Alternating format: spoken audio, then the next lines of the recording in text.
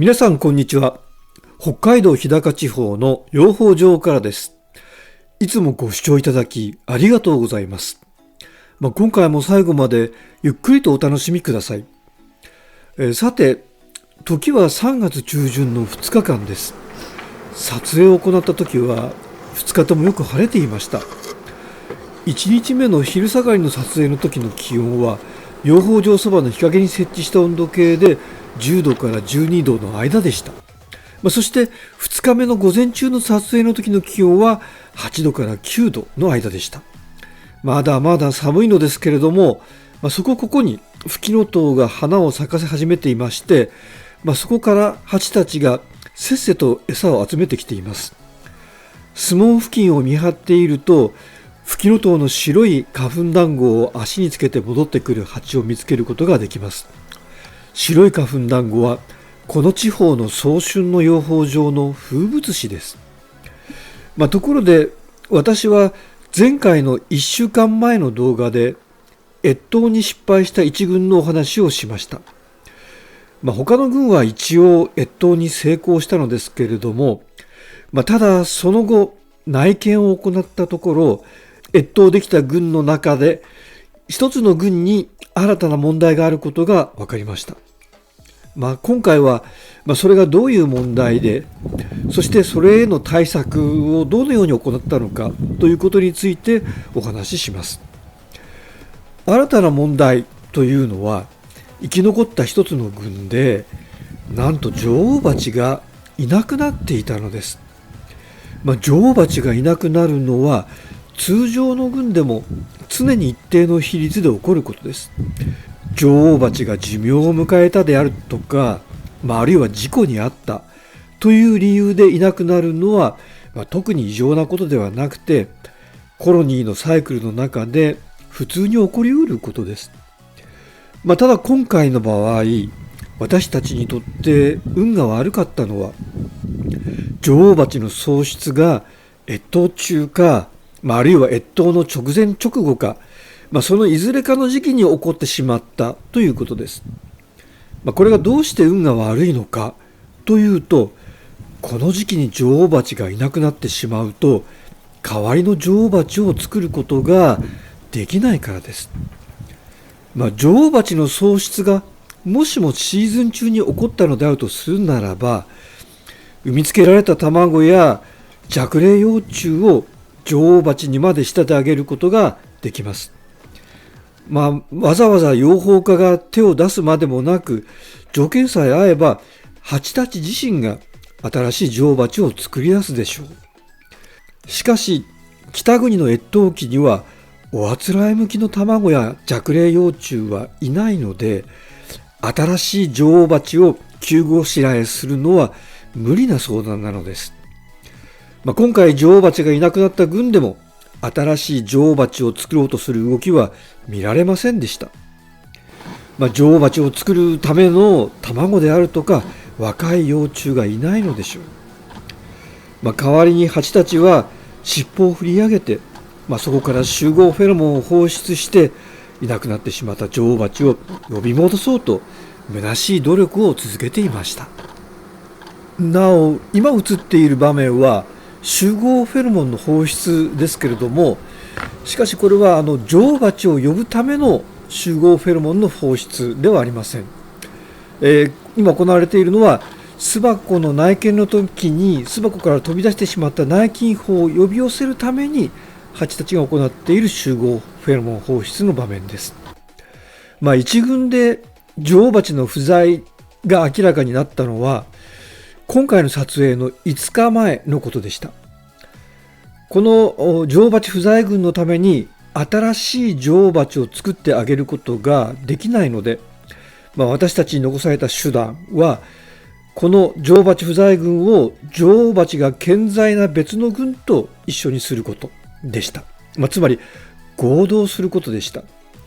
女王蜂不在の軍を他の軍と合同させたのは今回の撮影の4日前のことでした。ですから女王蜂不在が明らかになった次の日にはもう他の軍と女王蜂不在軍を合同させたことになります。私たちは非常に急いでいたわけですが、急いだのには理由があります。それはだんだんと暖かくなってきていますので、ぼやぼやしていると女王蜂不在群の中に女王蜂がいないことに耐えかねて、女王蜂の役割を買って出る働き蜂、つまり産卵を始める働き蜂が出てきかねないからです。しかし、働き蜂は、交尾を行った経験がありませんから、働き蜂が産む卵はすべて未受精卵です。そして未受精卵からはオス蜂しか生まれてきません。ですからこうした同胞産卵が始まってしまうと、コロニーは崩壊へと向かって行きます。同胞産卵が起こらないようにするためには、女王蜂不在群に対して女王蜂を与える必要があります。そのために早春の今の時期に行えることは、女王蜂不在群を女王蜂が健在な群と合同させることなのです。なお、合同の実際の様子については2年前の動画がありますので、ご関心のある方はどうぞそちらをご覧ください。右上のカードからその動画に飛べるようにしておきます。撮影当日に行ったことは、合同した2つの群が仲良くやっているかどうかの確認です。合同すると蜂たちは気が立っているので、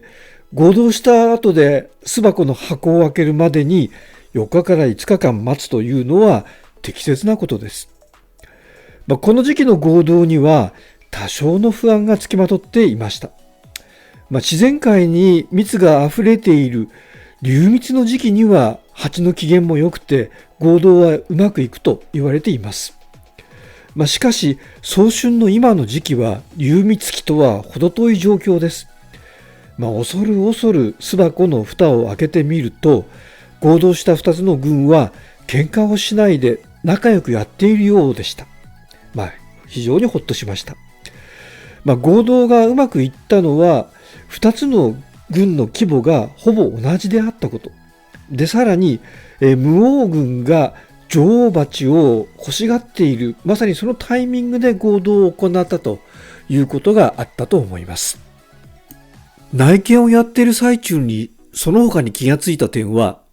一つは前回の動画の時点で与えた餌がほぼ全てなくなっている点でした。で、また女王蜂のお腹が相当に膨らんでいて、産卵がすでに始まっているか、あるいは今まさに始まろうとしているようでした。徐々に暖かくなってきている上に、私たちが与えた餌が刺激になって産卵と育児の動きが活発になってきているということは明らかです。しかし困ったことに、自然界には、先ほどフキノトウの話をしましたけれども、蜜源になるような植物はまだあまりありません。そこでまた給餌を行います。給餌の方法は、一つは前回同様に蜂蜜と酒粕の混合物を口の広いプラスチック製の容器の中に入れて、その容器を巣枠の上山の上に逆さにしておくというやり方です。そして今回はそれに加えて給餌器の中にも蜂蜜を溶かしたものを入れておきました。また合同する前の女王蜂不在群がもともといた巣箱は今や空き家になりましたので、そこにあった蜜がついている巣枠を合同群の巣箱の前に置きました。こうしておくと合同群だけではありませんが、養蜂場の蜂たちは巣箱から蜜を吸い取って自分たちの巣箱へとそれを運んでくれます。これは蜂に同じ蜜を2回集めさせているので、蜂に二度手間を強いていることになります。そのためいろいろとご批判もあるでしょうが、私は蜜を無駄にするよりはマシだと思っています。はい、今回は撮影日の5日前に女王蜂喪失群を発見し、そして撮影日の4日前にその無王群を他の群に合同したことをお話ししました。そして撮影当日に合同がうまくいったことを確認しました。今回の合同は自然界に蜜源があまりなくて、蜂のご機嫌がおそらくあまりよろしくない時期の合同だったので、うまくいくかどうか心配だったんですけれども、結果としてうまくいった理由として挙げることができるのは、一つは無王軍が女王蜂を求めているタイミングで合同を行ったこと。二つ目には合同した二つの軍の規模がほぼ同じであったこと。そして三つ目は合同直後に巣箱を開けて確認しないで、4、5日間を置いて確認を行ったということです。なお、今回の女王蜂の喪失が微妙なタイミングで明らかになったこともまた事実です。女王蜂喪失が発覚した時点では他の軍に卵や弱齢幼虫はありませんでした。ですからその時点で代わりの女王蜂を作り始めるのは無理でした。しかしその5日後には他の軍で産卵あるいはその兆候を確認できています。ですから5日待てば女王蜂喪失軍に女王蜂を作り出すためのリソースを提供できた可能性があります。しかし5日間待っている間に女王蜂喪失軍で同胞産卵が始まってしまう可能性もありました。同胞産卵が始まってから他の軍に合同するという手もあるようなんですけれども、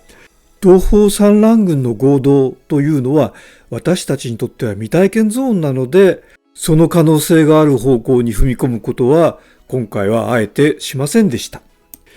でなお、越冬に成功した軍の中には春先から働き蜂の個体数が多い軍があります。それは今映像で映っている軍です。この軍は、これから春の割と早い時期に人口分蜂を行うことができると思います。でまた今回の動画では春先の給餌を盛んに行っていることも紹介しました。北国で越冬を行った場合、春に蜜源があまりないので個体数を増やすためには給餌を積極的に行う必要があると思います。今回はこの辺で失礼させていただきます。登録高評価で応援していただけると大変に励みになりますので、よろしかったらお願いいたします。最後までご視聴いただきありがとうございました。それでは次回またお会いする時までごきげんよう。さようなら。